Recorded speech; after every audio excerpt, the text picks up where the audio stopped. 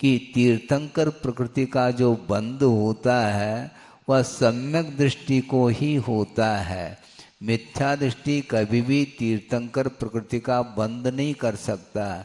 और दूसरी बात यह है कि तीर्थंकर प्रकृति के बंध के लिए सम्यक दर्शन की अनिवार्यता तो है, किंतु यह अनिवार्यता नहीं है कि तीर्थंकर प्रकृति का बंध केवल मुनि महाराज ही करते हों, ऐसा नहीं।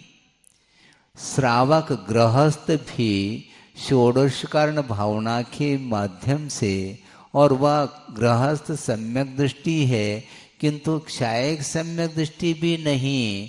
क्षोभम सम्यक दर्शन के साथ असंयम की भूमिका में रह करके भी तीर्थंकर प्रकृति के बंध के परिणाम उसके अंदर पवित्र परिणाम जागृत होते हैं।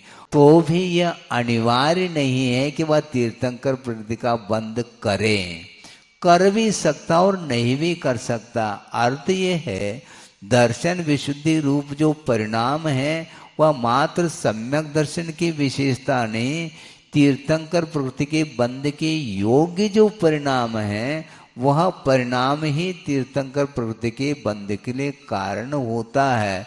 इसलिए आपके पास कुछ नहीं ऐसा हम नहीं कहना चाहते हैं।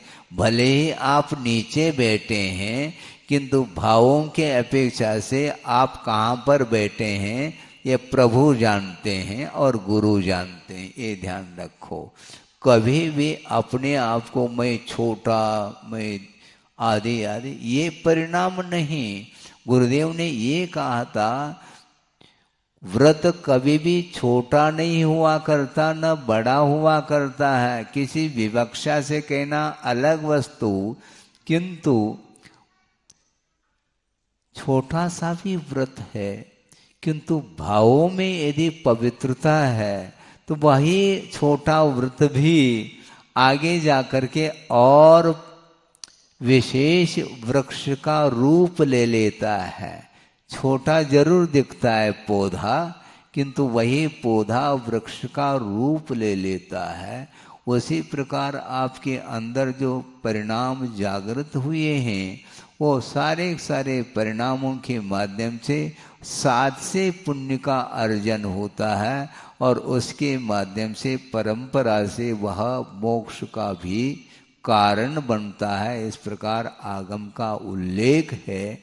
इसलिए कभी भी मन में दीनहीन परिणाम नहीं रखना चाहिए, न अहंकार भाव रखना चाहिए, किंतु उद्देश्य को पवित्र बनाते हुए आप धर्म की आराधना करते हैं तो निश्चित रूप से इसमें कोई संदेह नहीं है, संदेह हो ही नहीं सकता। इसी का नाम विश्वास और सम्यक दर्शन है।